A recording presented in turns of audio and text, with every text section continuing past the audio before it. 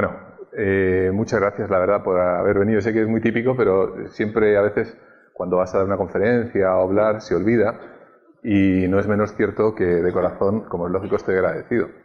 No es menos cierto que le decía a Sol que durante quizá un tiempo no dé ninguna otra conferencia, porque la verdad que no me gano la vida ni soy conferenciante profesional. Me dedico a temas de investigación. Entonces, lo cierto es, justamente le comentaba a Sol antes de entrar, que hasta que en un momento determinado no adelantemos más en los conocimientos que hay, lo más que podemos hacer si no es repetir lo de la conferencia anterior, evidentemente.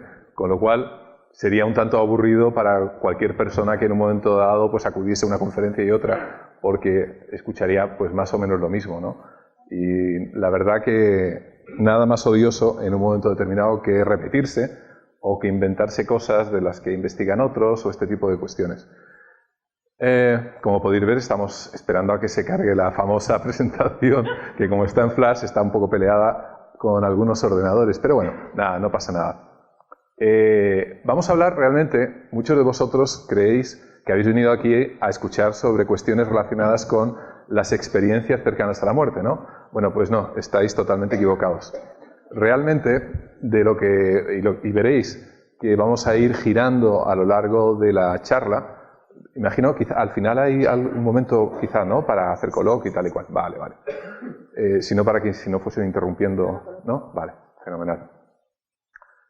Yo empecé igual que vosotros, en el sentido de, bueno, me interesaban mucho las experiencias cercanas a la muerte, y esto era es debido a que soy médico, estudié psiquiatría, luego hice psiquiatría forense, actualmente soy profe en la universidad, en la Rey Juan Carlos, y colaborador en la Laurentian University en Ontario, en Canadá. A ver, vamos a ver si vamos arrancando esto, porque la cosa esta es sí. A ver si arranca la maldita. Bueno, hace años, pues como cualquier médico, y sobre todo en la época de la famosa movida madrileña, en la que yo estaba recién recibido, como imagino muchos recordaréis, los que al menos tengáis cierta edad, pues había un tema de consumo de drogas brutal, ¿no? Y particularmente además de heroína. Y en aquel entonces los heroinómanos no se andaban con chiquitas, es decir, se la pinchaban con jeringuilla. Con lo cual, el tema de la sobredosis y todo eso, voy a ver si esto furula. A ver ahora si le damos un poquito de caña a la presentación. ¿Sí? Prometo que cuando agarremos carrerilla, no pararemos. Ya, ahora sí, bien. Bueno, ¿perdón? Sí, queréis para que sea más cómodo, ¿no? Al verlo, que esté un poquito más oscuro esta zona. Bueno, veíamos muchísimos toxicómanos que venían con sobredosis al hospital. Y algunos venían en parada cardíaca. Entonces le poníamos un antagonista opiáceo, que es la naloxona, le poníamos una ampolla de 0,4 miligramos, si no, teníamos un protocolo. Si no resucitaba, bueno, quizás sea un poco aventurado decir resucitar, pero vamos a ver, si no revertía la sobredosis, le poníamos otra ampolla al cabo de pocos minutos, etcétera, etcétera. Bueno, la cuestión es que algunos de ellos comenzaron a contarnos pues lo típico, ¿no? Que habían visto una luz, un túnel, que se habían encontrado con personajes, con seres de luz, con antepasados, es decir, lo clásico que yo creo que muchos de vosotros conocéis, habéis leído, etcétera, etcétera.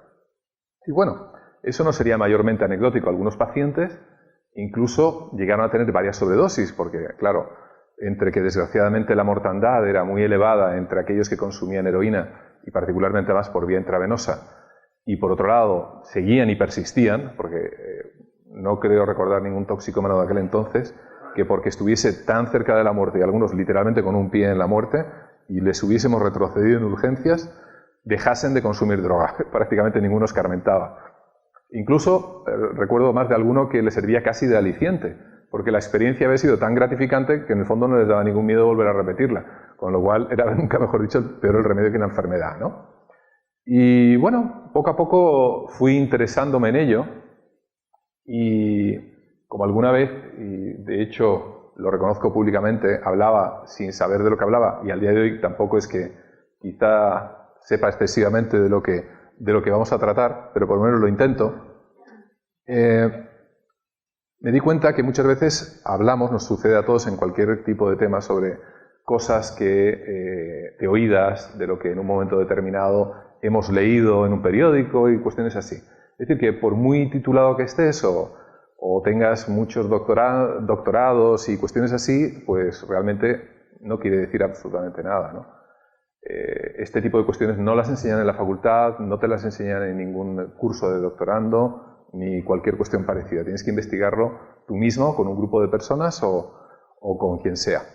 Entonces, bueno, la presentación esta es del grupo que pertenezco, que es un grupo internacional, TAR, Transnational Anomalies Research, es decir, investigación de anomalías transnacional, porque prácticamente la mitad de los miembros son norteamericanos, otro 25 o 30% canadienses, y en España somos un par de científicos que nos dedicamos a ello.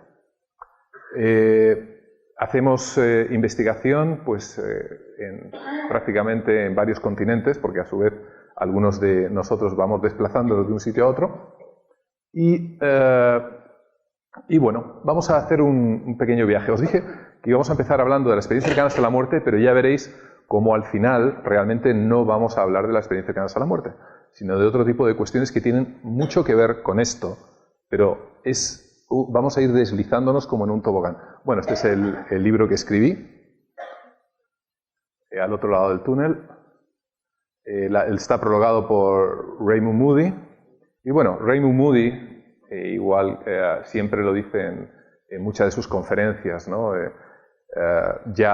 Los clásicos griegos, por ejemplo, como Platón, en el mito de en la República, habla de que era un soldado que acabó en una pira funeraria y tuvo una experiencia cercana a la muerte. Cuando vuelve, relata todo lo que vivió, los antepasados, la luz, etcétera, etcétera. Quizá una de las primeras. Muchas veces cuando se habla de experiencias cercanas a la muerte se especula en relación a si uno realmente tiene que estar con un pie en la muerte o no. Lo más llamativo del caso es que es lo que cree la mayor parte de la gente, pero no es necesariamente así. Hay personas que en ciertos momentos, y no están cercanos a la muerte, es decir, no han tenido un accidente como en esta fotografía, ni siquiera se encuentran como a lo mejor una mujer con una hemorragia dando a luz, o ni tampoco, por ejemplo, un accidente de coche o de motocicleta, como tantos pacientes me han referido, sino que de repente tienen síntomas parecidos a una experiencia cercana a la muerte. Y este argumento es uno de los que utilizan la mayor parte de aquellos científicos que son enemigos de las características sobrenaturales de las experiencias cercanas a la muerte. Es decir, dicen, vamos a ver, si tú tienes este mismo tipo de síntomas y no estás cercano a la muerte, quiere decir que quizá estos síntomas se deban a otro tipo de cuestiones. Vamos a ir analizándolo, ¿no? Bueno, por un lado, la primera sensación cuando uno tiene esa ECM o experiencia cercana a la muerte es de tranquilidad, como de estar flotando, como que te encuentras mejor que nunca en los primeros instantes. Se ha especulado mucho acerca de esta fase y se ha dicho que suele ser o bien pudiera ser debido a las endorfinas. Las endorfinas, como bien sabéis, son unos péptidos, unos opiáceos endógenos que se generan en el cerebro. Producen sensación de bienestar. Se pueden tener durante una sesión de masaje, tomando muchas veces chocolate, con el sexo, escuchando música que a uno le guste, etcétera, etcétera. En segundo lugar, la sensación extracorpórea. Quizá desde el punto de vista neurofisiológico es una de las más interesantes. ¿Por qué? Porque la persona tiene la sensación de salir fuera de su propio organismo. Fijaros bien que he dicho la sensación, porque realmente la certeza de que está saliendo o no, de la única manera que puede ser objetivada, son con una serie de pruebas que iremos viendo a continuación. Tú puedes tener la sensación de estar viendo las estrellas si te han dado un puñetazo y la retina produce fosfenos, pero eso no quiere decir que estés viajando por el espacio sideral. El que tengas la sensación de que estás fuera del cuerpo no necesariamente es porque estés fuera del cuerpo, aunque esto también no es menos cierto que se puede discutir. Simplemente ahora mismo os estoy dando una explicación un poco entre dos aguas e iremos afinando, ¿no? Dentro de esta sensación o experiencia extracorpórea, hay muchas personas que tienen esa especie de hilo que les une, otros no. Es muy curioso porque la mayor parte de las veces se suele ver uno mismo desde arriba, no desde abajo, ni desde un lado. En otras ocasiones desde la esquina, que es también otro de los recursos más utilizados en las experiencias extracorpóreas. Es decir, si ahora mismo yo tuviese una experiencia extracorpórea y además suele coincidir con estar en una posición horizontal, lo más probable es que me viese desde justamente el techo o alguna de las dos esquinas además que están a mis pies, no las que están en mi cabeza. Eso tiene una serie de explicaciones que podremos ver después.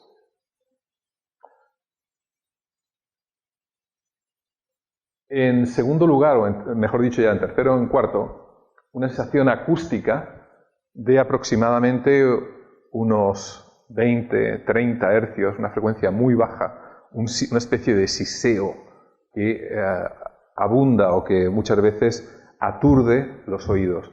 La persona nota que tiene una especie de pitido de muy baja frecuencia.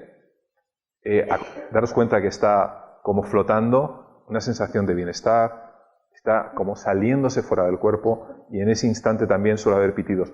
Otros, por el contrario, llegan a oír, no sé llamarlo músicas celestiales, pero sí músicas o sonidos que aparentemente no tienen explicación. Obviamente después viene el famoso túnel. Del túnel se ha dicho muchísimas cosas. Por ejemplo, ya Kubler, un científico alemán en los años 20, destacó en general 5 alucinaciones que son el denominador común del cerebro. Para que os hagáis una idea, en líneas generales, os diré en tela de araña, en torbellino, en túnel, etc. Es decir, que el cerebro, debido a su arquitectura neurológica, cuando en un momento dado se estimula, no lo hace de una manera totalmente caótica, sino que fabrica una serie de imágenes. La del túnel es muy interesante. Hay autores, los neurofisiólogos se han vuelto locos diciendo si es justamente debido a este hallazgo de Kubler en la década de los 20, por el contrario, que al cesar el flujo de sangre en la retina, eso también le sucede muchas veces a los pilotos cuando aumentan a partir de 3 o 4 Gs, cuando hacen, por ejemplo, un looping, un bucle con el avión, o también lo habéis visto alguna vez, imagino en la tele, por ejemplo, cuando los que se entrenan para ser astronautas los centrifugan en la NASA y finalmente pierden el sentido. Bueno, pues antes de perder el sentido, la mayor parte de ellos llega a ver un túnel, o mejor dicho, la vista empieza a oscurecerse en la parte externa del campo visual y se forma una especie de círculo donde puedes ver. Los asiáticos, por ejemplo, no suelen ver un túnel, suelen ver una cosa oscura con luz en la parte central. Es decir, el que sea túnel o no da la impresión de que es más bien una interpretación cultural. Si nunca has visto un túnel, pues dices que es una cosa oscura con luz. Si has visto un túnel, lo interpretas desde el punto de vista cultural. Dentro del túnel muchas veces hay aparentemente seres, familiares ya fallecidos. Tenemos testimonios de personas que dicen que incluso les ayudan, les tiran de ellos, que el interior es aterciopelado, como manos invisibles que van tirando hacia la luz. Hay entre que llegan al túnel o llegan a la luz, o en ocasiones antes, porque la secuencia no es exacta en todas las personas, suele haber una revisión vital. Una revisión vital que abarca, sobre todo, suele ser o de adelante para atrás o viceversa, en ocasiones literalmente en fotogramas, pero realmente, ya sean fotogramas o de una manera secuencial al revés o al derecho, el factor común es el emocional. Es decir, no es simplemente verlo como una película, aunque hay algunas personas que se dicen haber visto toda su vida en el máximo detalle. Y estamos hablando tan solo muchas veces de segundos o minutos. Ver toda la vida es como cuando menos llamativo, ¿no? Sino que dentro de esta secuencia el factor emocional es lo más importante. Es decir, no es el visual, sino escenas que llamaron la atención desde el punto de vista más afectivo, ¿no?, en la vida de la persona. Relacionado con esto hay un único estudio que he podido encontrar, que es el de un médico norteamericano que entrevistó a supervivientes del Golden Gate. Evidentemente conocemos la altura del Golden Gate, lo que se tarda en caer, que son unos pocos segundos. Entonces sabemos durante el tiempo en que la persona aparentemente tuvo esa revisión vital. De veintitantos, pues hay muy poquitos en los que pudo entrevistar, creo que son 8 o 9, no recuerdo bien la cifra, y prácticamente más de la mitad tuvo esa revisión vital mientras caía desde el propio Golden Gate, desde el puente, ¿no? Una de las primeras intenciones o ganas de deseos de objetivar por parte de la ciencia este tipo de fenómenos fue justamente Raymond Moody en el Harborview Hospital en Seattle. Él recoge un hecho que aparentemente es muy llamativo, el de una mujer que vio unas zapatillas de color rojo mientras se encontraba en parada cardíaca. Cuando vuelve a la vida, le cuenta a los profesionales que había salido de la habitación y que había visto unas zapatillas. Como podéis ver, además, el hospital tiene una serie de pequeñas esquinas, es decir, va en un momento dado ondulado, por lo tanto, en teoría, desde su habitación era imposible ver las susodichas zapatillas. Fue una de las primeras intenciones, ¿no?, de poder objetivar, decir, mira, me parece muy bien todo lo que me cuentas, pero ¿hay algo que nosotros podemos ver y comprobar que lo que tú nos estás relatando es cierto? Pues quizá fue la primera vez. Estamos hablando de hace prácticamente más de 30 años.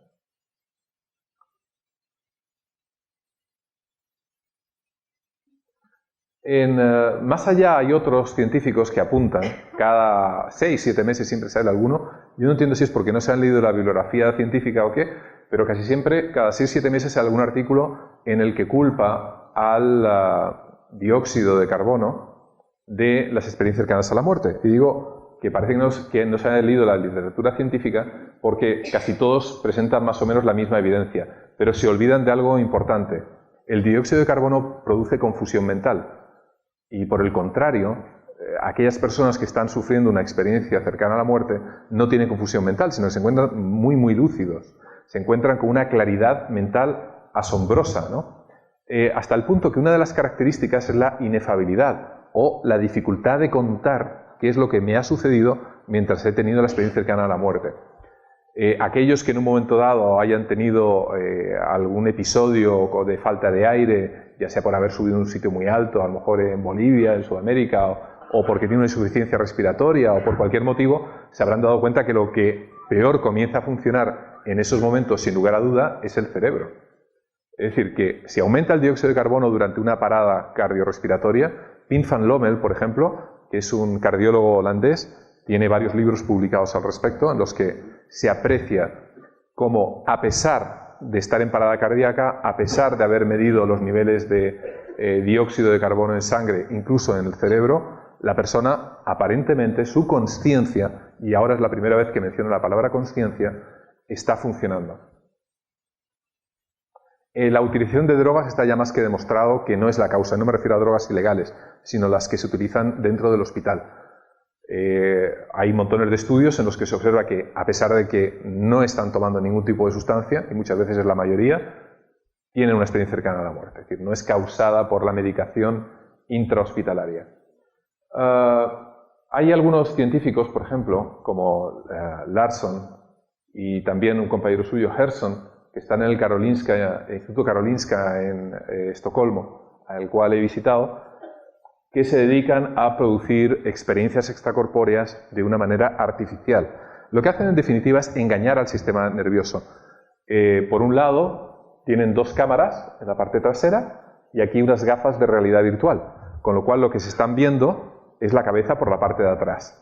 El experimentador, en este caso es Larsson, toca con un rotulador el pecho del paciente, bueno, de la persona, y mueve este rotulador hacia la cámara. Entonces lo que ve la persona con sus gafas virtuales es que un rotulador se le acerca y lo asocia con el rotulador que realmente le está tocando el pecho. Al cabo de pocos minutos, no hace falta mucho tiempo de entrenamiento, con que tan solo le acerque el rotulador a las cámaras, acabas teniendo la sensación de que te están tocando el pecho. Esto es importante, es decir, de alguna manera nuestro cerebro lo que espera que suceda. Esto podéis entenderlo, por ejemplo, habéis oído, me imagino, por ejemplo, del miembro fantasma. Las personas que les han amputado un brazo, una pierna, y a pesar de todo tienen sensibilidad y les duele y les pica, intentan rascarse, pero evidentemente no tienen ningún miembro. Se hacen otros experimentos en el Karolinska, como por ejemplo poner una mano tuya, otra de látex, las dos tapadas hasta la altura de la muñeca con una toalla, por ejemplo, te tocan con un pincel la tuya y la de látex al mismo tiempo. Al final solamente tocan la de látex y tú acabas notando cómo tu piel está siendo a su vez pincelada. Esto es muy interesante y muy importante a la hora de entender, y es lo que estoy intentando transmitir ahora mismo, cómo nuestro cerebro va fabricando la realidad. La realidad, todos dais por hecho que lo que estáis viendo y oyendo, tocando, etcétera, es real, pero no os olvidéis que es una construcción de vuestro cerebro. Se parece, pero para nada es. Bueno, este es Sam Parnia. De hecho, dentro de un par de semanas voy a estar con él en el hospital en Stony Brook. Está a unos 30 kilómetros de Nueva York. Sam Parnia acaba de publicar ahora en diciembre, este diciembre pasado, un estudio sobre un proyecto que se llama el proyecto AWARE. El proyecto AWARE, ya para que os hagáis una idea, consiste en poner pantallas de ordenador con figuras aleatorias mirando hacia arriba en el techo de la habitación donde se resucita a pacientes en la unidad cardiovascular del hospital de Stony Brook. Entonces, supuestamente, si te has muerto, la has palmado y estás saliendo del cuerpo y tienes una experiencia extracorpórea, debes de ver tu propio cuerpo, pero también las pantallas que están mirando hacia arriba y que tú desde abajo, como persona mortal, y que te encuentres al lado como médico, o incluso el propio paciente que yace en la cama, es incapaz de ver. Lo único que va a ver es la parte de atrás del monitor, pero obviamente no va a ver la parte de arriba, como es lógico, ¿no? Bien. Todo esto, durante los últimos 4 años se han recogido 1000 y pico casos, de los cuales obviamente una pequeña parte ha tenido experiencias cercanas a la muerte, y aproximadamente de los 1000 y pico, un 5% son los que han tenido experiencia cercana a la muerte, y también dentro de la experiencia cercana a la muerte, experiencia extracorpórea, porque no todo el mundo que tiene una ECM, es decir, una experiencia cercana a la muerte, también tiene experiencia extracorpórea. Hay que hacer cientos y cientos de casos para ir pescando. Bueno, en el artículo publicado hace 4 semanas, Parnia apunta que de todos los casos, supuestamente tiene 5 comprobados que refieren con lujo de detalles qué es lo que sucedía dentro de la sala de resucitación, incluyendo las láminas del techo de la habitación. Realmente con que hubiese solo uno que se pudiera probar ya sería, un hito en la ciencia, ¿no? Por otro lado está Eben Alexander, que imagino que muchos de vosotros lo conoceréis, es un médico graduado en Harvard, trabaja en Virginia. Le conozco hace ya unos cuantos años, tuvo una experiencia cercana a la muerte, muy florida además, en la que se encontró con una hermanastra que él nunca había conocido y que luego es una especie también de comprobación de lo que supuestamente sucedió.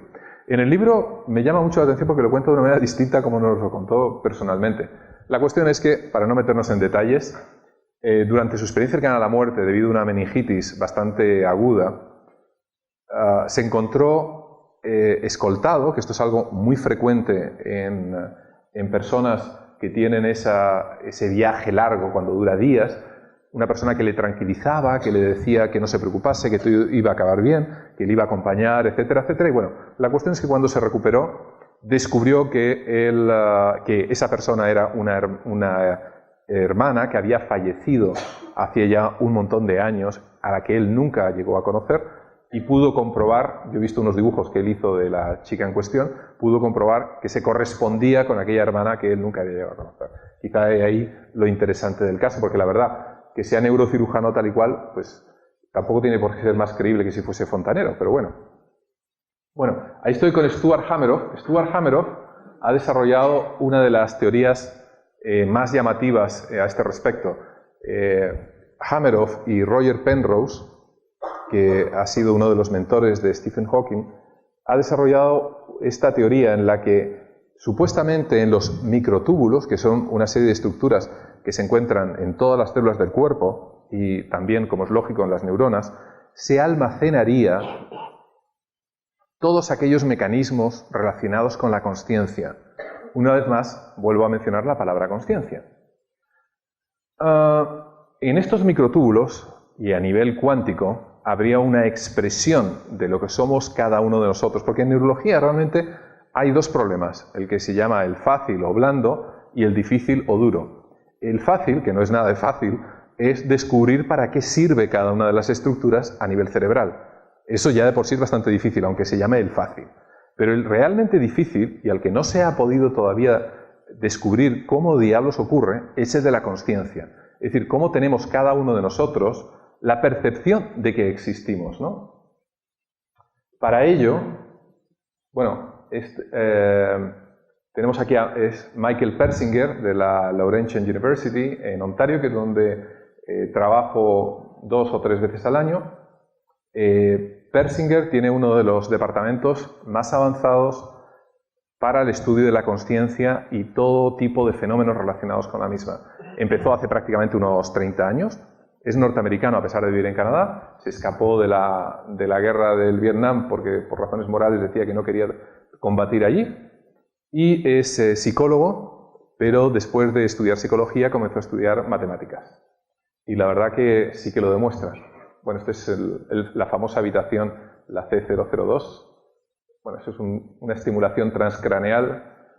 Hacen experimentos, por ejemplo, de telepatía. En este caso, por ejemplo, es un estadio. Se hacen otro tipo de experimentos también, relacionados casi todos con la consciencia. Bueno, me voy a meter un poquito más de lleno en el tema de la consciencia. La consciencia, en general, y es una de las pilares para poder entender qué es lo que está sucediendo en la experiencia cercana a la muerte, es la percepción de saber que uno es un ser individual y que uno tiene, nunca mejor dicho, conciencia de su propia existencia.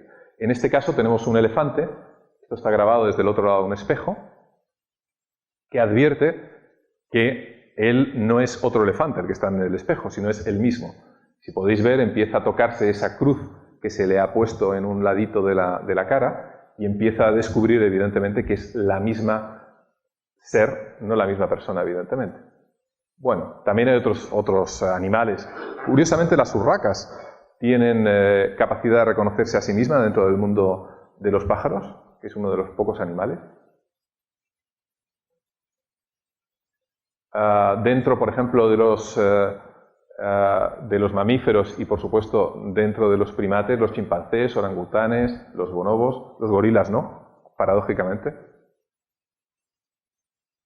Bueno, esto tiene que ver con muchas cuestiones, ¿no? El tema del sonido, por ejemplo.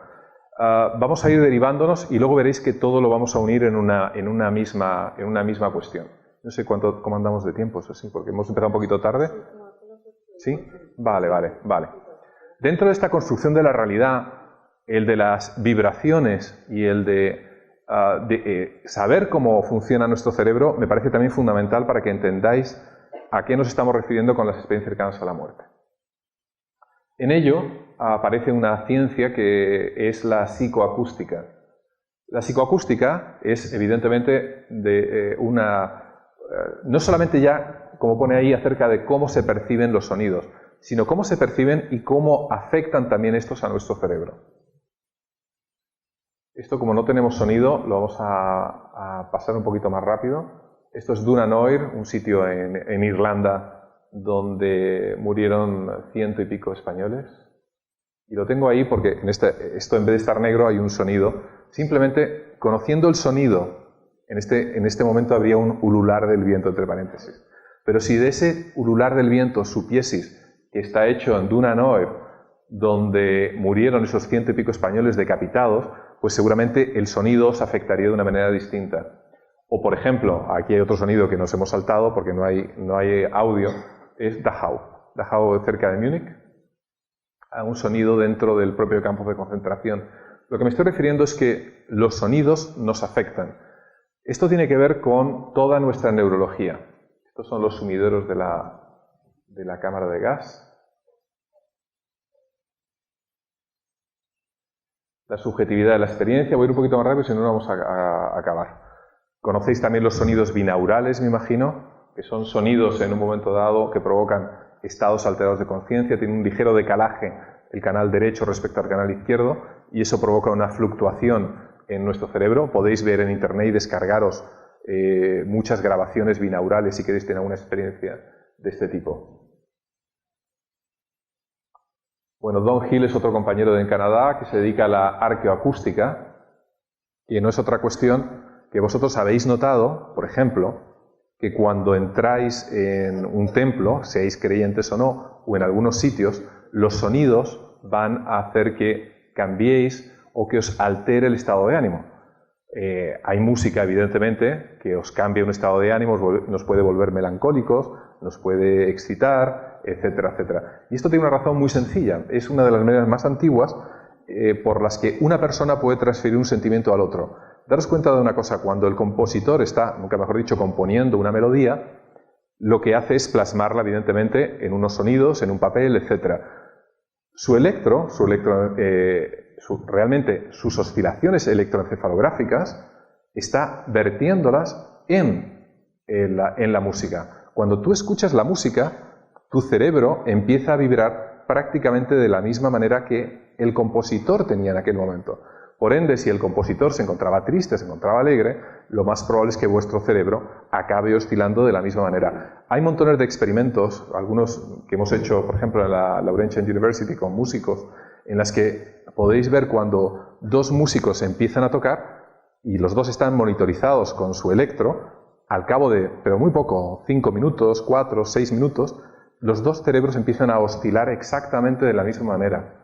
Igual que las personas que viven en un piso, igual que las parejas, o igual que las personas que tienen emociones entre sí, si tú les haces unas curvas electroencefalográficas y aplicas unos criterios estadísticos, verás como a medida que van viviendo cada vez más tiempo juntos, sus cerebros vibran.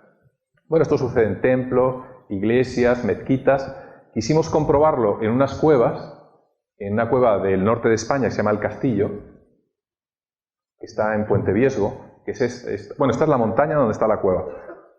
Como podéis ver, además, la susodicha montaña tiene una forma muy peculiar, que además obedece a la fórmula o número áureo, ¿no? Igual que las pirámides, igual que muchos otros tipos de formaciones en la propia naturaleza. Con lo cual es indicativo, además, que seguramente nuestros ancestros hace aproximadamente 20 y tantos mil, 30.000 años, cuando iban por el campo, les llamó la atención la montaña igual que a nosotros. Por eso que se instalaron justamente en esa montaña y no en las de al lado, que también eran calcáreas. Descendimos por las cuevas, la verdad que es un sitio pues bastante profundo, que no está abierto a los turistas. Vamos a ir saltando algunos conceptos para ir más rápido. Estas cuevas, el rastro humano tenía aproximadamente unos 40.800 años. Había pinturas, dedos, por ejemplo. Está hecho con óxido ferroso, os lo digo como curiosidad. Muchas personas se creen que es sangre, pero es un pigmento que se extrae de la tierra. 2 dedos, manos, que es un clásico. Esto es como los selfies antiguos, ¿no? La persona quería dejar constancia de que se encontraba ahí. Es que el cerebro, esto es una cuestión que descubrí de ir de cueva en cueva, y es la sensibilidad tan inmensa que tenían aquellos ancestros, que nos lo imaginamos tipo picapiedras, y sin embargo, el arte que ejercían sobre la pared, ahora veréis algún otro ejemplo más, era fantástico. Por ejemplo, es muy difícil llegar a fotografiarlo porque utilizan, si veis, por ejemplo, es una cabeza de caballo o de ciervo, y si os fijáis bien, utilizan una pequeña oquedad de la piedra para simular el ojo. Y la mayor parte de las figuras es muy llamativo que ni siquiera están acabadas. Es decir, aprovechan muchas veces una rendija, una grieta en la pared, hacen tan solo un pequeño trazo y con ese pequeño trazo completan una figura. Con lo cual exige una capacidad de abstracción enorme, porque tú, ahora mismo, 40.000 años después, vas con la linterna, lo ves de frente y no ves absolutamente nada. Ves una línea. Por el contrario, empiezas a dar vueltas, a moverte alrededor de ella, y cuando la sombra incide perfectamente sobre la grieta o tal, es cuando se ve realmente la figura. Es decir, el proceso que tenían que hacer intelectual no era ninguna banalidad. Dibujos más complejos, incluso algunos realmente muy llamativos como este, en los que aparecen una serie de signos con manos dibujadas que nos llamó muchísimo la atención. En la parte central es donde hacían algunas de estas ceremonias donde ocurrían los estados alterados de consciencia. Se encontraba esta estalagmita en la que habían tallado la parte superior. Es decir, esto de aquí, espera que me voy. Esta parte de aquí, a ver, acá. Sí, la parte superior está tallada por la mano de aquellos seres primitivos. No es accidental. Y cuando se incide la luz, por ejemplo, para que os hagáis una idea, en la pared se ve una especie de ser primitivo, de una deidad, ¿no? En que además, si mueves la luz de un sitio a otro, podéis verlo aquí, en esta zona, parece que realmente que adquiere vida, ¿no? Esto es una sala de ceremonias que existe en la parte central de la cueva. Lo que hicimos fue medir las frecuencias. Bueno, este es un músico que utiliza qué pena que no haya, bueno, os lo podéis imaginar el sonido, una especie de ulular, ¿no? Son instrumentos que todavía al día de hoy se utilizan en algunos sitios o se utilizaban en el campo en España.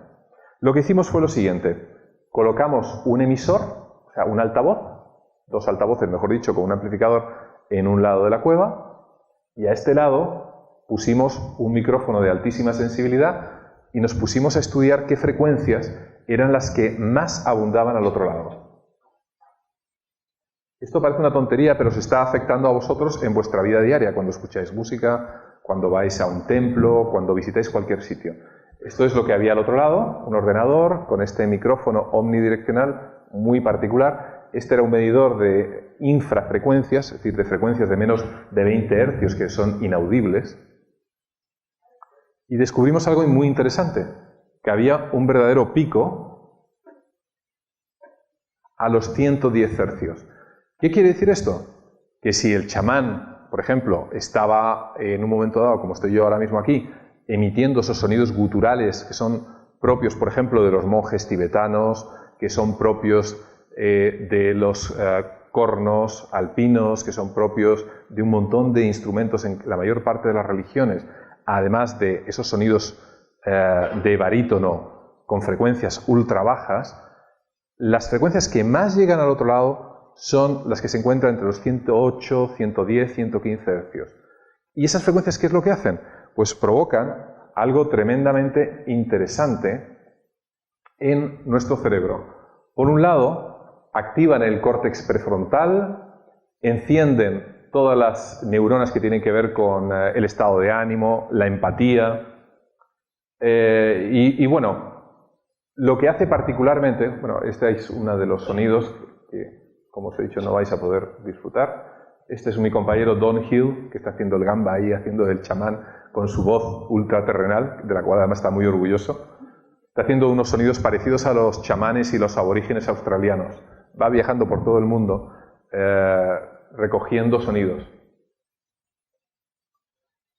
Estos sonidos producen un cambio temporal y un cambio sobre todo de dominancia. Como sabéis, el cerebro está dividido en dos, izquierdo y derecho, ¿no? Pues se vuelca sobre todo sobre el extremo derecho. Y eso tiene que ver ahora, y lo veréis, sobre el tema de la consciencia y experiencias cercanas a la muerte. Aumenta la creatividad, tiene un impacto sobre el pensamiento, sobre los sentimientos, etcétera, etcétera. Y descubrimos algo súper interesante. A lo mejor a vosotros no os parece interesante, pero veréis que sí lo es. Los 110 hercios hace una curva exactamente igual a esta. Bueno, de aquí, de cúspide a valle, abarca 49,63 centímetros. Bueno, este es uno de los últimos artículos en los que fui el autor principal sobre justamente este tipo de cosas. Bueno, estos 49,63 centímetros, lo importante es que es aproximadamente el perímetro de nuestros cráneos en la mayor parte de las personas. ¿Qué quiere decir eso? Que lógicamente estos 110 hercios rotan y afectan a nuestro cráneo totalmente, es decir, nos envuelven de una manera absoluta. No sucede con 120 hercios ni sucede con 100, sino con 110. Y eso provoca, evidentemente, una especie de resonancia, una energía que penetra totalmente dentro de nuestro cerebro y produce esos cambios. Bueno, estas son las formulaciones que no creo que sean interesantes. Las vibraciones que produce y los canales de calcio y serotonina, que me los voy a saltar. sobre el sistema hipotalámico. Aumentan las experiencias extracorpóreas. Lo digo esto para alguno de vosotros cuando os encontréis bajo circunstancias similares. Y sobre todo, aquí hay algo muy interesante que os puede afectar a muchos de vosotros. Todo esto depende particularmente del lóbulo temporal. El lóbulo temporal, además, es el lóbulo temporal derecho. Cuando hay cambios, por ejemplo, en los campos electromagnéticos, habrá personas que tengan cierta sensibilidad a ellos y otros que no. Cuando os expongáis a 110 Hz, veréis que hay personas que literalmente, con perdón de la expresión, flipan y empiezan a tener sensaciones muy llamativas y otros no. Y esa sensibilidad neurológica es la que explica el por qué algunas personas, cuando entran también en ciertos sitios, experimentan sensaciones del tipo que fuesen y otros, por el contrario, se quedan impávidos, ¿no? Es decir, nuestro cerebro, en definitiva, y es lo que vamos a ver ahora. Bueno, ahí tengo un grabado de Ellen White, que fue una de las fundadoras adventistas del séptimo día. Después de sufrir una pedrada, estuvo unos cuantos días en coma, y cuando despertó del coma, fue en el siglo XIX, pues empezó a escuchar voces, empezó a hablar con Dios, a tener sensación de presencias, etc. Es decir, todo muy típico del lóbulo temporal. Ahora, es muy tentador decir que todo se debe al lóbulo temporal, pero claro, hay otra explicación también. Y es que ese lóbulo temporal actúe de intermediario a la hora de sintonizar o a la hora de procesar una serie de señales que pudieran venir de fuera de nuestro cerebro. Bueno, en el fondo todas las señales vienen de fuera del cerebro, como es lógico, ¿no? Bueno, aquí tenemos esto es una iglesia de Santa María que está en Lisboa. Por ejemplo, sufrió un incendio en el siglo XIX. Como podéis ver, las frecuencias que más abundan, ahí fue difícil pillar la captura de pantalla, pero está en torno, en este caso, a los 100-110 Hz. Y sobre todo es muy curioso, os lo digo porque suele suceder en las primeras filas, primeras 4, 5, 6 filas en la mayor parte de los templos. Más allá empiezan a cambiar las frecuencias. Por lo tanto, es mucho más probable que establezcáis conexión con ese más allá o con esa divinidad o con esas sensaciones si os sentáis en la parte más cercana. Al altar me refiero. Como curiosidad también os diré que a pesar de que está quemada la iglesia, fue uno de los sitios donde en el siglo XVII hubo cerca de 2.000 o 3.000 judíos muertos. Ya que tengo la foto ahí, os lo digo, por una de estas ventanas que está en la parte cercana al altar, iluminó a un Cristo durante un momento y alguien dijo milagro, milagro. Y un judío converso que se encontraba dijo, milagro nada, si es un rayo de sol que le acaba de dar. Pues se armó un pollo que durante 48 horas hubo, lo podéis ver, la iglesia de Santa María está justamente en el centro de Lisboa. Hay una placa, de hecho, recordatorio de aquel nefasto episodio. Lo digo esto porque, por ejemplo, el profesor Persinger, con el que trabajo, no es que sea enemigo de las religiones. De hecho, la Laurentian University es una universidad católica, pero siempre habla de los millones de muertos justamente por las sensaciones del lóbulo temporal, en definitiva, ¿no? Es decir, uno decía que era una tontería, que era un rayo de sol, y el otro decía, rayo de sol, vamos, tú ven para acá. Bueno, 2.000 y pico muertos hubo en solo 48 horas, casi todos judíos. Bueno, judíos conversos, pero claro. Bueno, otra de las ramas en las que trabajamos son los campos magnéticos, y particularmente lo que llamamos los campos rotatorios complejos. Para que os hagáis una idea, quizá algunos de los que conozcáis las cosas en las que trabajamos, habéis oído hablar del casco de Dios o casco de Coren, etc. Son unas bobinas que se ponen en el coco, como este de aquí. Hay una foto de esta que está circulando por internet que me han agregado un porro y tengo cara de flipado. Y luego en el hormiguero sacaron otra también que no me había dado cuenta, pero es que la verdad que está súper guarro esto de aquí. Bueno, vamos a ver, la foto es una foto muy simbólica.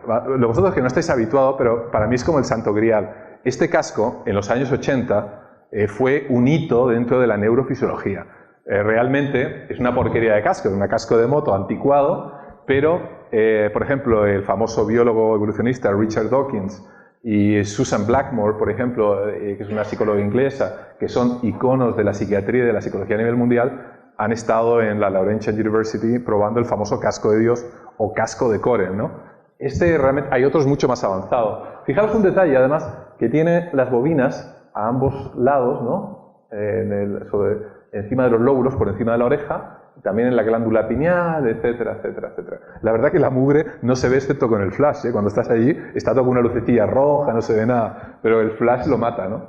Bueno, esto es una foto anecdótica. Lo que hacen estas bobinas, esto es una versión más moderna, hay de 4, 16, 32 bobinas, etcétera, se ponen a ambos lados de la cabeza, se controlan con un ordenador y entonces empiezan a rotar los campos magnéticos a un lado del cerebro. Primero estimula, habitualmente hay varios programas, pero para que os hagáis una idea, empiezan a estimular una parte izquierda durante unos 20 minutos aproximadamente. Entonces de repente cesa bruscamente, se para la estimulación y empieza a lo bestia en la parte derecha. Y en ese instante, la parte izquierda, que está sumamente excitada en nuestro cerebro, se entromete literalmente en la parte derecha. Y ahí ocurren unas cosas muy curiosas, y eso veréis que tiene que ver también con las experiencias cercanas a la muerte. Y es lo siguiente, nosotros tenemos la sensación, evidentemente, de que estamos dentro de nosotros mismos, huelga decirlo, ¿no? Pero estamos tan acostumbrados a esa sensación que parece una tontería que lo digan. Bien, una de las teorías del por qué las experiencias extracorpóreas ocurren de tal manera es que nosotros mismos perdemos ese punto de referencia y que esa sensación o esa presencia que tenemos no sería otra cuestión que nosotros mismos fuera de nosotros. Es decir, nosotros perdemos la referencia de que estamos, yo en este caso que estoy aquí, y de repente la parte de mi cerebro, la parte derecha, que es la que tiene conciencia de que yo me encuentro aquí, de repente sufre una alteración y a mí me localiza 4 metros más para mi izquierda, por ejemplo. Yo tiendo a identificar que hay ahí algo, pero realmente sería yo mismo. Es una de las explicaciones más modernas acerca del por qué podemos llegar a tener sensación de presencias. Bueno, estos campos van rotando, como os he dicho.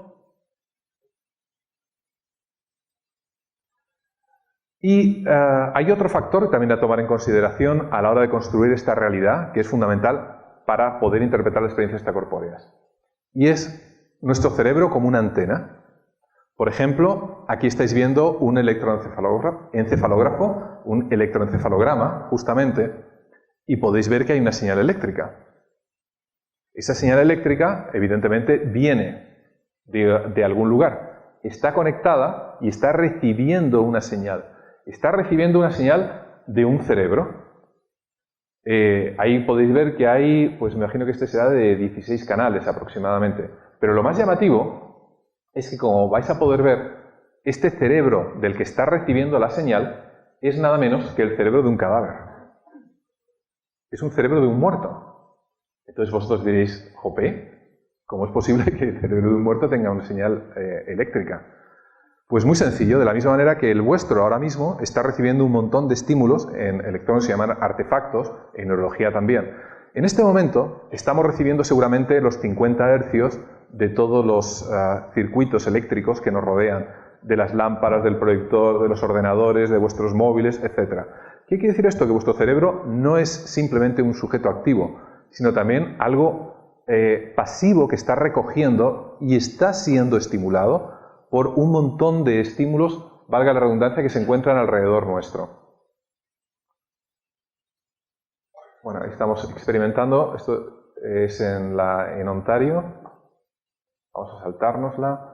Una de las líneas de investigación que estamos haciendo es cómo afectan todas estas radiaciones a nuestro cerebro, del tipo que fuese. Por ejemplo, en un cráneo artificial hacemos electroencefalogramas a cerebros de cadáveres. O bien hemos desarrollado una especie de plastilina que tiene las mismas propiedades prácticamente que el cerebro, no a la hora de pensar, pero sí a la hora de conductividad eléctrica. Y entonces lo que hacemos es hacer diversos tipos de cerebro con diversas formas para ver si cambiando la forma del cerebro también cambia las señales eléctricas que recibimos. Esto es muy importante cuando tenemos sensaciones y vamos de un sitio a otro. Por ejemplo, hay señales radioeléctricas que son tremendamente potentes. Yo, que de vez en cuando voy con medidores de campo en el bolsillo, me los llevo por ahí de paseo, he descubierto que en la mayor parte de los autobuses en Madrid, si te sientas en los asientos traseros al lado del motor, y en los asientos traseros y solo en los dos asientos traseros de la izquierda, hay aproximadamente pues casi unos 700 o 800 microteslas, que es una una intensidad realmente tremendamente importante, ¿no? Es decir, estás sometido, como es invisible, no lo notas, pero luego puedes llegar a tu casa, notarte cansado, dolores de cabeza, molesto, y aquellas personas que tengan un lóbulo temporal muy desarrollado, pues es probable que comiencen a tener sensaciones, curiosamente después de bajarse de un autobús, ¿no? No en un templo. Bueno, hay muchas cosas sobre esto que me lo voy a ir saltando, de energía sobre el cerebro, los orgón, el mesmerismo, como es lógico el reiki. Y pasamos a una parte importante, ¿no? ¿Realmente los pensamientos pueden alterar la realidad? Porque eso es fundamental para entender las experiencias cercanas a la muerte. Es decir, ¿cómo interactúa esa realidad con nuestro cerebro y nuestro cerebro con la realidad? Uno de los experimentos más llamativos es el ticoscopio. Nosotros hacemos algo más evolucionado actualmente, pero el que hizo el ticoscopio fue en Francia hace ya un par de décadas, el doctor Peog. Lo que hizo fue lo siguiente: cogió una serie de pollitos que nunca habían visto la luz y los encerró en una pequeña jaula con un cristal, y esta especie de cosa robotizada, que es un pequeño robot, parecido al que tienen los niños que van muchas veces oscilando de manera aleatoria, ¿no? Lo soltó. No se llega a ver bien, pero si os fijáis va dejando un rastro escrito sobre el papel en la parte inferior. Bueno, estos pollitos, que está esto fotografiado evidentemente con luz, pero nunca habían visto la luz hasta ese día. En la parte superior tenía una pequeña bombilla. Y entonces, de repente, imaginaos el pollito lo que veía. Está todo a oscuras y de repente ve una luz. Y empieza, de alguna manera, a influir sobre esa luz. Entonces, ocurre una cosa muy, muy interesante. Es un experimento de psicoquinesis, ¿no? Podéis ver como cuando no hay pollito, el rastro es totalmente aleatorio. Pero por el contrario, cuando está el pollito en cuestión, casi siempre se va cerca del animalito que está mirando absorto a la luz en cuestión. De alguna manera, lo que se puede deducir es que está afectando el trayecto del robot. Nosotros, a nuestro nivel y ya con aparatos más sofisticados, de hecho tenemos prácticamente 3 niveles de aparatos, este es uno de ellos, es un REC o generador randomizado de eventos, genera ceros y unos de manera aleatoria, ¿no? Es un poco como lo del robot, una cosa aleatoria, y observamos cómo puede influir la mente sobre ello. Trabaja, bueno, no voy a meterme en detalles, estoy con Joy Caswell, que es uno de mis compañeros en la Laurentian. Lo que hace es simplemente, si son ceros y unos, pues más o menos este tiene que ser la curva obtenida por el aparato. Es como tirar una moneda al aire constantemente, cara y cruz, cara y cruz, cara y cruz. Bien, por encima de esta línea hay una probabilidad estadística mayor de 0,05, es decir, ya no es al azar, y por debajo igual, ¿no? Eso es para que os hagáis una idea respecto a lo que vais a ver a continuación. Este es el efecto túnel sobre el que trabaja la barda, no me voy a meter en tecnicismos. Este es otro de los artículos. Bueno, tenemos algunos experimentos hechos también en la Laurentian. Esto está hecho en una caja de Faraday, totalmente aislando al individuo del entorno. Esto es una bobina enorme, como podéis ver. Está a ambos lados, ahí hay otra. Ahí está el famoso casco, entre paréntesis. Aquí está Joy Caswell y aquí tenemos a uno de esos generadores de números. Lo que hemos comprobado es que cuando hay un campo magnético intenso alrededor nuestro, hay cierto tipo de percepciones, y particularmente las telepáticas, que se incrementan de sobremanera. Y a su vez se alteran los generadores estos de números aleatorios. También hemos descubierto, por ejemplo, que bajo ciertas circunstancias, esto es en Prado Nuevo, en el Escorial, nos hemos colado a ver qué es lo que pasaba, y observamos, por ejemplo, que en los 3 momentos puntuales, por un lado, la misa, el traslado de la imagen a un arbolito que hay en la parte de abajo, los que lo conozcáis, que es donde supuestamente se apareció la Virgen, y finalmente el rezo del rosario. Si os fijáis, esta es la línea media, esto es la significación estadística, esa línea naranjita que apenas se vislumbra ahí, que va por ahí, y en las 3 ocasiones se dispara por encima de lo esperado estadísticamente hablando. Hemos hecho experimentos también en aviones bajo turbulencia, por ejemplo, Esto está totalmente contraindicado hacerlo, es como es lógico encender ordenadores en un avión, pero bueno, ¿qué le vamos a hacer? Esto es el aterrizaje en un avión que tenía problemas. Lo hemos utilizado en funerales, por ejemplo. En este caso es muy largo, son 19 horas y 45 minutos. Es el día anterior, prácticamente como hasta aquí. Durante la noche, esto es aventar cenizas en un velero, en la isla de Esvedra, enfrente de Ibiza. Exacto. Durante la noche anterior empieza poco a poco a alterarse el generador de eventos randomizados. Aquí es en el C es cuando se llega al sitio donde se aventan las cenizas. El instante D, aquí está la línea estadísticamente significativa que se rompe, en el momento en que se aventan las cenizas y finalmente cuando se va alejando el velero del lugar. Lo hemos empleado también en un convento de clausura. Podéis ver aquí debajo de la capilla una caja donde se instaló el ordenador con el aparato. Aquí tenemos instalándolo. Bueno, he contado esta anécdota, que me arrodillé a programar el ordenador y todas las monjitas se arrodillaron alrededor mío.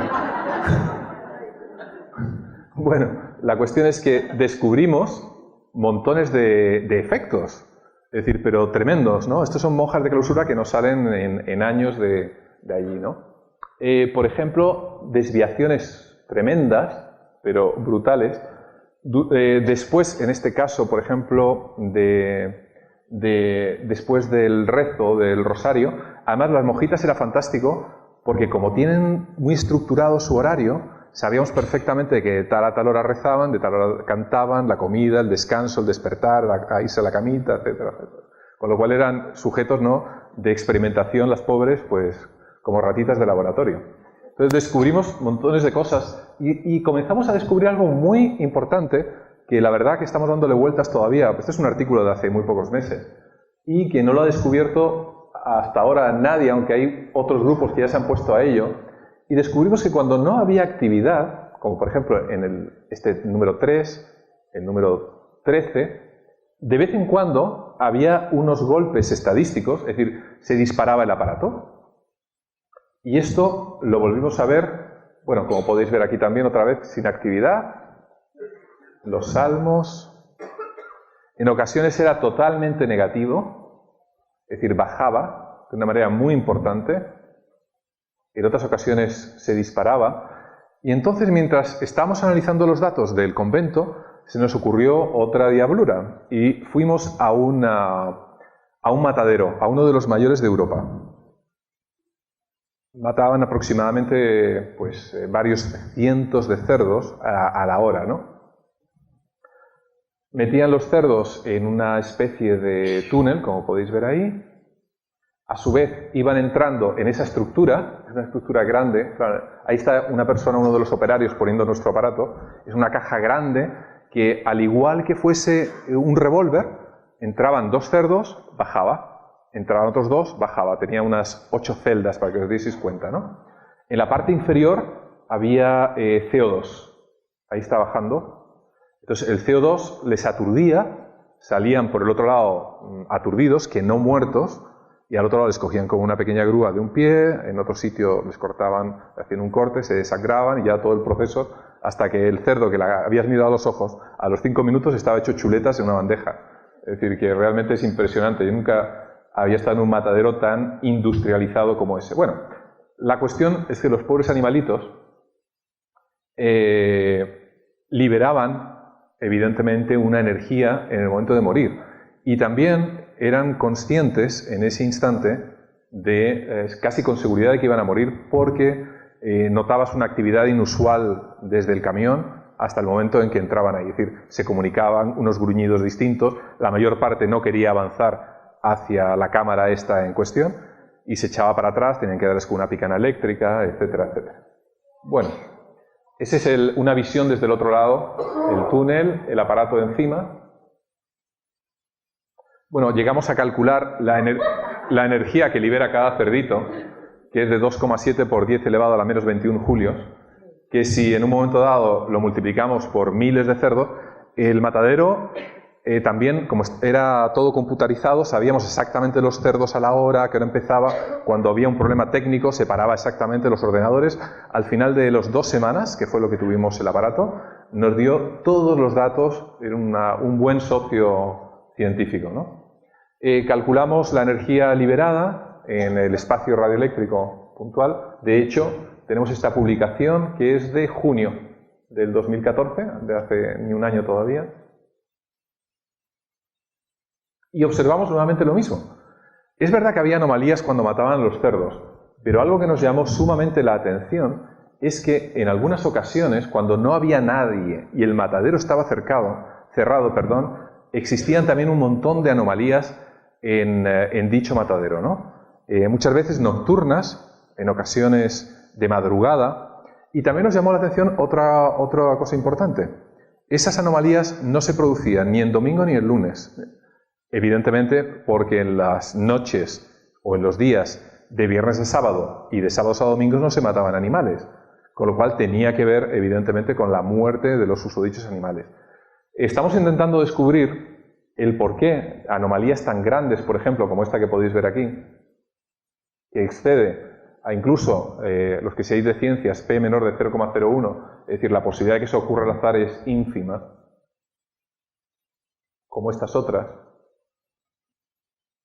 Bueno, no os voy a marear con curvas, pero para que os hagáis una idea, no eran banales las... Y, por ejemplo, en este caso también cuando se encontraba cerrado, ¿no?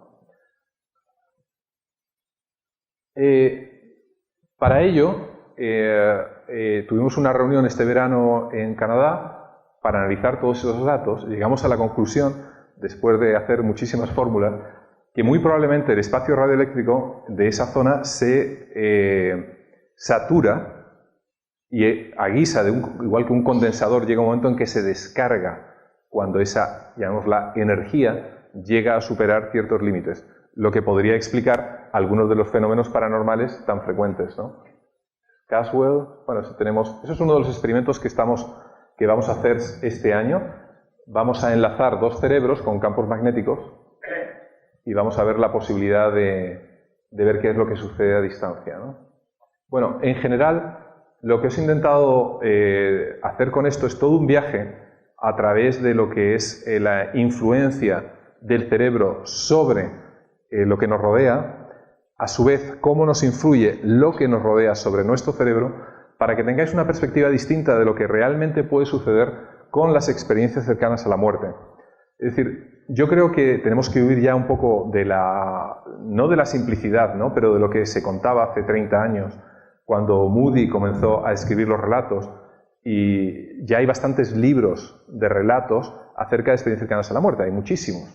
De hecho, desde mi punto de vista, quizá hay demasiados, en los que una y otra vez personas de distinta edad o estatus social o con detalles que pueden diferenciar los unos a otros van contando su experiencia. Yo creo que hay todo un mundo actualmente para descubrir en relación a la consciencia. Casi todos, y luego lo he ido descubriendo a posteriori, casi todos los científicos que comenzaron estudiando los fenómenos relacionados con las experiencias cercanas a la muerte, y lo digo esto para que haya aquí compañeros, a lo mejor algunos sean médicos, psicólogos o cualquier otra rama, han ido derivando hacia el estudio de la consciencia. En ocasiones hay algunos que apuestan por esa dualidad cartesiana de que el cerebro y consciencia, aunque están asociados, pudieran, acaso, funcionar de manera más o menos separada. Es lo que postula, por ejemplo, Stuart Hameroff y Roger Penrose en Inglaterra. ¿Que estén desencaminados? Pues quizá el tiempo lo pueda decir. Lo que sí es cierto que, por ejemplo, el trabajo de Parnia con el proyecto AWARE, el de las láminas en el techo, apunta que supuestamente hay personas que su cerebro está aparentemente parado y siguen percibiendo cosas que suceden en torno a ellos. Y son capaces aparentemente también de recuperar ese tipo de vivencias. Si acaso uno solo de los casos fuese verdadero, supondría una verdadera revolución en la comprensión del cerebro humano. El hecho de que haya fenómenos de telequinesis, como os he demostrado con los aparatos generadores de números aleatorios, también es tremendamente llamativo, porque quiere decir que de alguna manera nuestra consciencia es capaz de alterar cosas alrededor nuestro. Quizá el aparato generador de números aleatorios no sea el más indicado, es uno de los aparatos que utilizamos otro también con fotones, incluso antiguamente el PEER, que es un instituto que dependía de la Universidad de Duke en Carolina del Norte, utilizaba bolitas de rodamientos de acero, que iban cayendo miles y miles de veces y había personas que se concentraban para que cayesen hacia un lado o a otro. Por supuesto que se ven los resultados en miles y miles de experimentos. Ahora, ¿cómo influimos realmente en otros, ¿no? ¿Cómo influimos en lo que nos rodea? Y cómo lo que nos rodea influye en nosotros. ¿Y qué tiene que ver eso con la experiencia cercana a la muerte? Creo que es una de las claves para entender cómo funciona nuestro cerebro y que quizá haya algo mucho más allá de lo que muchos o algunos científicos tremendamente materialistas quieren reducirnos a tan solo a neurotransmisores o a una serie de sustancias químicas que parecen jugar a los dados. Es probable que nuestra conciencia sea algo tremendamente más elaborado. Y es verdad que nuestro cerebro sea sin lugar a dudas el sustento de esa conciencia, que sea el interfaz, que sea el interlocutor con esa realidad. Pero nos queda muchísimo por aprender. Por ejemplo, uno de los experimentos más interesantes que he visto está hecho con planarias. Las planarias son unos pequeños gusanos que viven en agua dulce. Se instruye a las planarias a que ejecuten una serie de actividades, se les amaestra con luz, un amaestramiento muy básico porque estamos hablando de gusanos. De todos modos, el gusano fue el primer animal sobre la Tierra que tuvo una acumulación de neuronas, al que se le llama cerebro, ¿no? Pero bueno, es un cerebro evidentemente tremendamente primitivo. Lo más llamativo del caso es que cuando se le corta la cabeza a la planaria y regenera, suele regenerar aproximadamente en un par de semanas, la nueva planaria a la que se le ha quitado ese cerebro donde supuestamente había aprendido es capaz de seguir amaestrada, o es capaz de repetir, mejor dicho, a lo que había sido enseñada. Hay montones de cosas a este respecto de literatura que podéis encontrar por todos lados. Yo creo que con esto más o menos os he dado un barrido de la relación entre cerebro, experiencias extracorpóreas, experiencias cercanas a la muerte e interacción, ¿no?, entre nosotros y el entorno, para que podáis ver las experiencias cercanas a la muerte de una manera quizá distinta a lo que hasta ahora habéis podido leer o aprender en cualquier libro. Así que si queréis cualquier pregunta, por favor.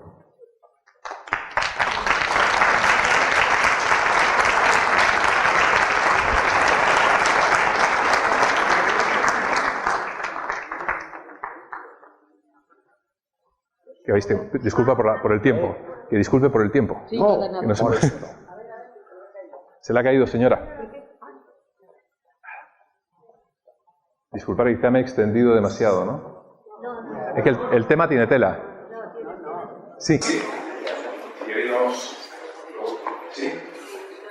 preguntar si han investigado si la consciencia, o sea, si por ejemplo el cerebro es una herramienta de la consciencia, si la consciencia tras la muerte, pasados a lo mejor 1 o 2 días, se ha medido que el cerebro evita algo como que ahí todavía hay consciencia. Bueno, que en teoría, al cabo de muy pocos minutos, estamos hablando de 4, 5, 8 minutos, la mayor parte de los electroencefalógrafos modernos no captan ya la más mínima señal. Sin embargo, sí que se ha detectado hasta 20 minutos después con sondas intracraneales, es decir, que son agujas que literalmente se meten por el cerebro, que todavía hay actividad cerebral. De hecho, hay un síndrome, cuando hay unas arterias en la parte posterior del cerebro, cerca de lo que es el tallo cerebral, que es la estructura más primitiva, a partir de ahí sale prácticamente ya la médula, que se llaman arterias basilares. Esas arterias basilares, cuando sufren un trombo, cortan la comunicación entre las zonas más primitivas del cerebro y la corteza cerebral. Los anestésicos, por ejemplo, actúan sobre esa zona. Y entonces se produce un síndrome que es terrible, que se llama el in-lock syndrome. Es el síndrome de estar encerrado. Y quizá últimamente, sobre todo últimamente, habréis visto testimonios de personas que han vuelto de ese lock-in syndrome o in-lock syndrome, en el que son personas que dicen que yo oía todo, me enteraba de todo y no podía ni mover una pestaña. Es terrible porque hasta ahora todos los neurólogos decían que estaban muertos. Evidentemente esto no ocurría antiguamente porque no había tantos cuidados médicos y una persona en esas condiciones, entre que no había pulmones mecánicos y antibióticos para que no tuviesen infecciones, etcétera, etcétera, morían relativamente rápido. Ahora pueden estar meses e incluso años vivos, ¿no? Y es uno de los síndromes, desde mi punto de vista, más terribles desde el punto de vista neurológico. Porque ese cerebro, si tú le haces un electroencefalograma, no emite ningún tipo de señal. Es decir, está plano. Y justamente hace, 10 días, una cosa así, estuve leyendo un artículo muy interesante de un neurólogo inglés que se planteaba cuántas personas no habrán donado sus órganos enterándose de ello. Esto suena de película de terror, ¿no? Pero daros cuenta de otra cosa también. En la mayor parte de las donaciones de órganos se utiliza anestesia, además, ¿vale? Porque supuestamente la persona está muerta. En ocasiones se utiliza algún relajante muscular. Y cuando alguien se mueve, el cuerpo se mueve y le están extrayendo los órganos, pues para abanicarse de terror. Habitualmente los cirujanos dicen, esos son movimientos reflejos. Entonces, una de las cuestiones, con esto no quieren quitar a nadie, ¿no? Pero evidentemente es un buen argumento de una película de terror. Hoy mismo estaba en una revista científica, esta misma tarde, justamente leyendo otro chico italiano que había despertado de uno de estos síndromes de estar encerrado, ¿no? En el que, como te digo, oyes todo. Incluso este chico, el de hoy, lo tengo muy fresco porque era también de esta misma tarde, contaba cómo oía hasta chistes acerca de su muerte, de las enfermeras y de la gente, este ya está para tirarle, ¿no? Y el pobre chico estaba vivito y coleando. ¿Sí? Respecto al señor, si funciona por medio de ceros y unos, ¿vale? De alguna manera, entiendo el tema de, en vez de ser un resultado 50% más o menos, como una cosa aleatoria, pues que de repente haya demasiados unos o demasiados ceros. Pero lo que no entiendo es que ese positivo o negativo es algo que lo podríamos o bien hacer, o bien uno positivo o negativo. Sí, se le otorga. Justamente a uno de los... La pregunta es por qué en un momento dado, corrígeme si me equivoco, en el aparato ese randomizador, el de los gráficos, en un momento determinado por qué se va hacia lo positivo o a lo negativo. Se les otorga a una media, exactamente. Bueno, el propio aparato viene con un software que lo que hace es interpretar esos ceros y uno y por ende lo va reflejando en una gráfica, ¿no? Como es lógico, lo puedes programar para que te hagas una idea, por ejemplo, 200 tiradas cada 5 segundos o cada segundo, o 1000 tiradas. Es como decir, voy a tirar una moneda al aire 1000 veces por segundo, ¿no?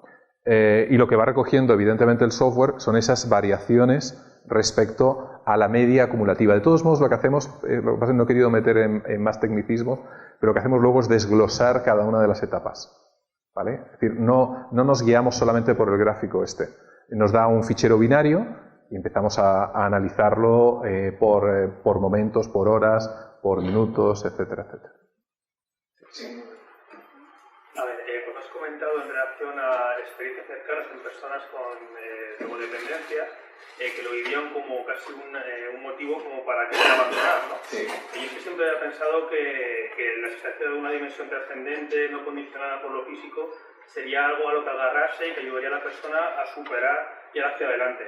Entonces la pregunta es si hay investigaciones que den a entender que sí es un factor de conversación positivo el que la persona conozca o sea consciente de esa dimensión trascendente, de esa supervivencia, ¿no? ¿Pero solo por psicólogos o cualquier persona? Es que como ha hecho ese comentario, cualquier persona sí. Claro, el comentario lo hice en particular porque fue el ancla o el punto de partida personal del mío, ¿no? Para iniciar este tipo de investigaciones. La mayor parte de las experiencias cercanas a la muerte suelen conllevar una experiencia positiva, en general. Pero no es menos cierto que aproximadamente un 5 o un 7% tienen lo que se llaman experiencias infernales. Hasta el punto que muchas son tremendamente desagradables. Yo tenía, de hecho, un conocido mío que era periodista del ABC, que en su día tuvo una experiencia infernal y yo cuando hablaba de la experiencia cercana a la muerte se ponía a temblar. El señor, era relativamente joven, 50 y tantos años, falleció hace un par de años y lógicamente nunca sabremos si acaso tuvo una experiencia para empezar y de qué tipo fue, ¿no? Pero hay una parte de ella que son nefastas. Y además no tiene que ver con valoraciones morales, porque por ejemplo, con Janice Holden, que estuvo en Madrid, estuvo en una conferencia que la invitamos por allí por abril, mayo, en la UNED, los que fuisteis os acordaréis. Janice Holden, por ejemplo, publicó hace no mucho tiempo, de hecho yo tengo otro artículo publicado con ella, con veteranos de la guerra de Irak, con una hoja de servicios en la que no eran especialmente halagüeña, es decir, que habían hecho verdaderas barrabasadas y habían tenido experiencias cercanas a la muerte, y no te crees que por ello eran infernales, es decir, no hay ninguna valoración, digamos, inmoral, es decir, si eres bueno, la tienes muy buena, y si eres muy malo, tienes infernal, ¿no? En principio no hay ningún tipo de asociación. Lo que sí es cierto es que evidentemente los que les ha salido bien la experiencia cercana a la muerte están súper encantados. Y una de las primeras cosas es perder el miedo a la muerte, por un lado, pero a medio y largo plazo es perder el miedo a la vida. Es decir, son personas que se vuelven mucho más desinhibidas, se vuelven bastante menos materialistas, más entregadas y viven relativizando todo. Es decir, sí, redimensionan todo. Sí, exactamente. ¿Sí? Si quieres, y después... Yo quería hacer un... Perdón, ¿se me corta? Sí. Yo quería hacer una pregunta. He leído acerca de lo que es los estudios que están haciendo ahora sobre física cuántica sobre la existencia de mundos paralelos y la relación que tiene eso con la conciencia, que en determinados momentos nuestra conciencia puede estar en ese mundo. Sí, sí. Eso lo desconozco totalmente. ¿Eso qué opina usted? ¿Cómo puede ser posible? ¿Puede darse esa circunstancia que realmente puedas estar aquí y a la vez puedas estar en otro universo paralelo? Bueno, eso es lo que se está especulando ya desde hace bastante tiempo. De hecho, las teorías de Stuart Hameroff en relación a los microtúbulos y los microtúbulos como receptores de esa conciencia y también de la memoria, entre paréntesis, Hameroff también habla a propósito del tema famoso de los trasplantes de órganos y de la memoria que dichos órganos pudieran tener a la hora de ser introducidos. De hecho, Luc Montagnier, el famoso Nobel de Medicina, uno de los descubridores junto con Gallo del virus famoso del SIDA, tiene una teoría que la verdad que, aunque es muy arriesgada, la plantea relativamente estructurada, y es que gran parte de nuestro ADN, sobre todo lo que vulgarmente se llama ADN basura, y se llama basura porque no se sabe para qué sirve, no es porque sea basura, sería una especie de receptor o modulador de nosotros con nuestra memoria, con nuestras memorias y con todas las cosas que en un momento dado recibimos cuando nacemos. De alguna manera, cuando nacemos, según esta teoría, yo no es que la apoye ni la niegue, cuando nacemos, según ese ADN, tendríamos una especie de dimensión desde la cual, de alguna manera, absorberíamos o tendríamos una interrelación.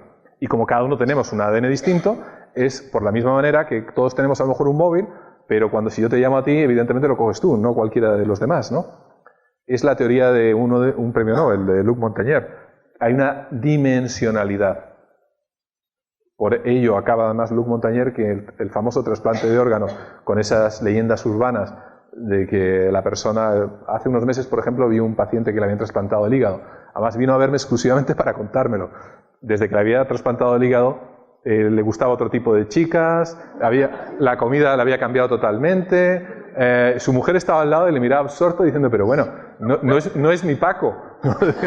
Pero es que Paco venía a contármelo porque realmente su experiencia había sido tan brutal, que tenía una cirrosis, le habían acabado el hígado, ¿no? No es que fuesen pequeños detalles, es que él decía, es que me siento totalmente otro, pero mis gustos, veo cosas en las películas y a eso digo, eso lo he conocido ya. Es decir, era realmente, tú le veías, de hecho grabé la conversación en vídeo, era espectacular, ¿no? He tenido algunos pacientes también con tema de trasplante, le puedes llamar que a lo mejor es sugestión, o quizá el tema de los inmunosupresores, ¿no?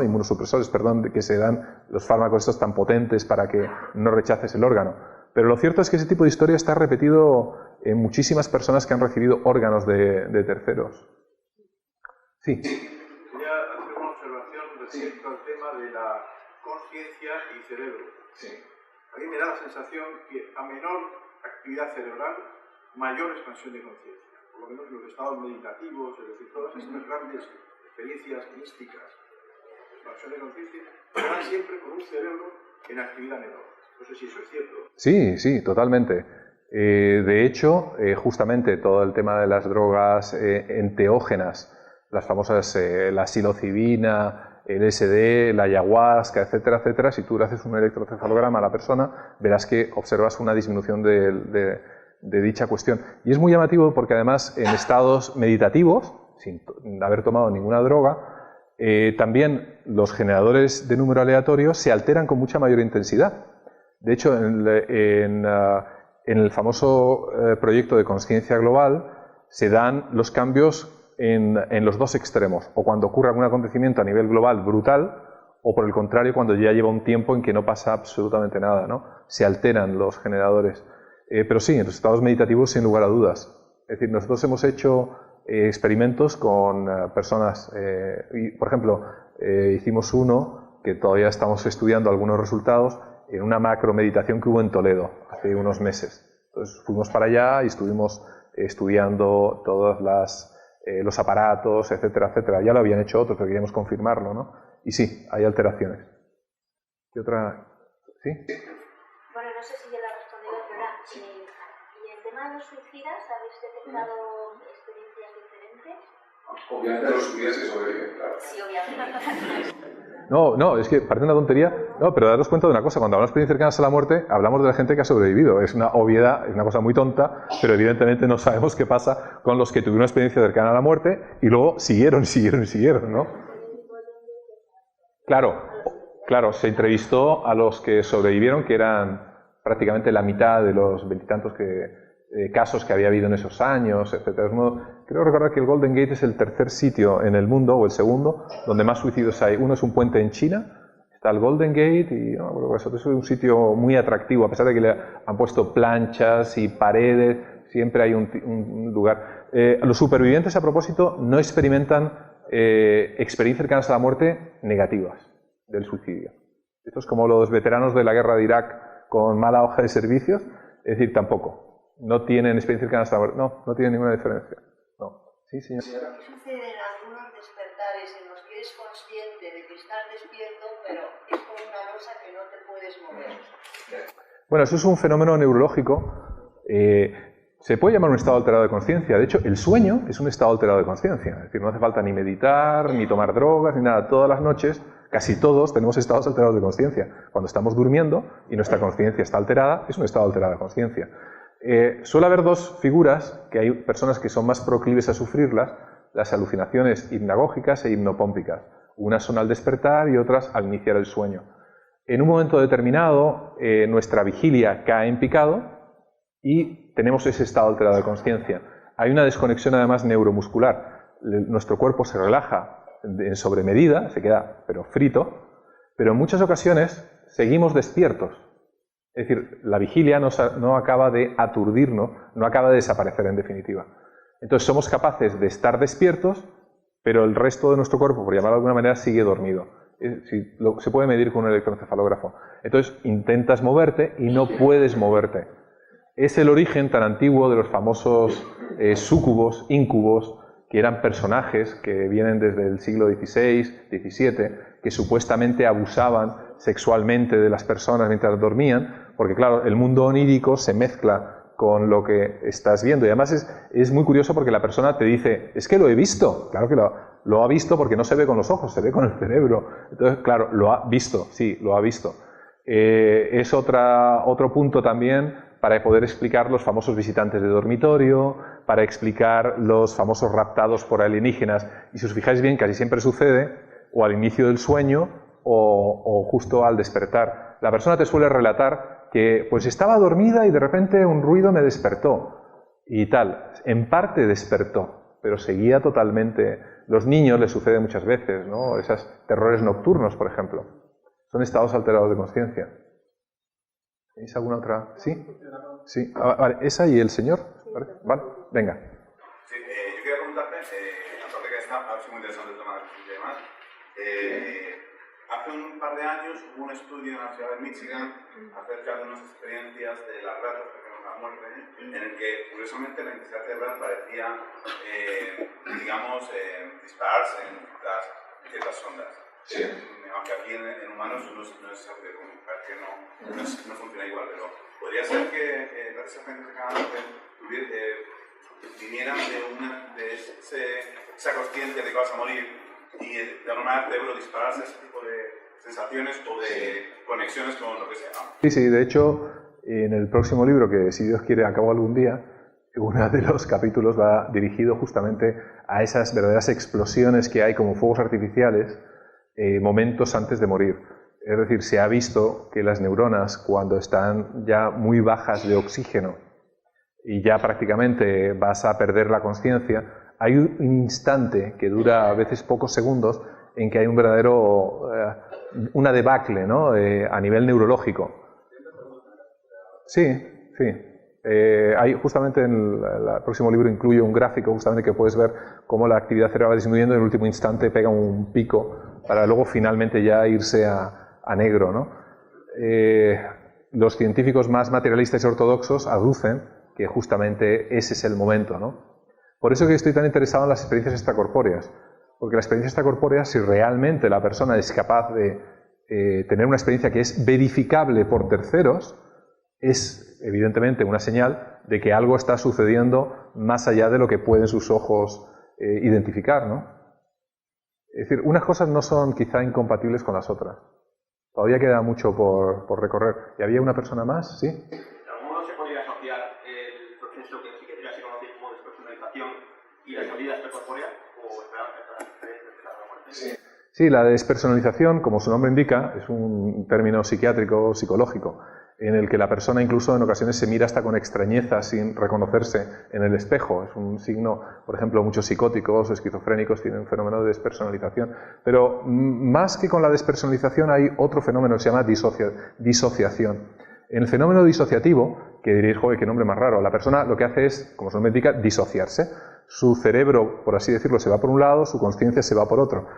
Ocurre en procesos muy traumáticos desde el punto de vista psicológico, una guerra, una violación, etcétera, pero también ocurre a diario. Ya sé que intento traeros todos esos fenómenos a diario, pero ocurre que podéis ir conduciendo y teniendo una conversación, por ejemplo, y vuestro cerebro, parte de vuestro cerebro está concentrado en la conducción y parte de vuestro cerebro sigue perfectamente la conversación. Podéis ir andando en bicicleta y tener una conversación con uno que esté al lado, etcétera, etcétera. De hecho, por ejemplo, se hacen experimentos disociativos en laboratorio. Lo que se hace es que alguien vaya repitiendo, por ejemplo, números que aparecen en una pantalla y a la vez con un puntero va repicando letras al lado y somos capaces de hacer las dos cosas al mismo tiempo, ¿no? ¿Fenómeno disociativo? Pues puede ser. De hecho, hay algunos autores como Susan Blackmore, que es una psicóloga británica, con la que además ahora en julio hay un congreso en Helsinki donde nos vamos a encontrar. Ella apunta, por ejemplo, Blackmore, a que es la experiencia de la muerte tiene que ver mucho con un proceso disociativo. La persona que es consciente de que va a morir quiere escaparse de la muerte y dice, hey, yo no tengo nada que ver con esto que está pasando, así que me voy por un túnel, me encuentro con mis antepasados y me las piro. Un poco hablando así en términos, ¿no? Es decir, ante el miedo a la muerte hay una disociación. La persona se larga, se va. En el fondo sería un proceso protector. Está protegiéndole para que no se enfrente a ese momento a la que tiene en principio, en general, en Occidente sobre todo, ¿no? Tanto miedo.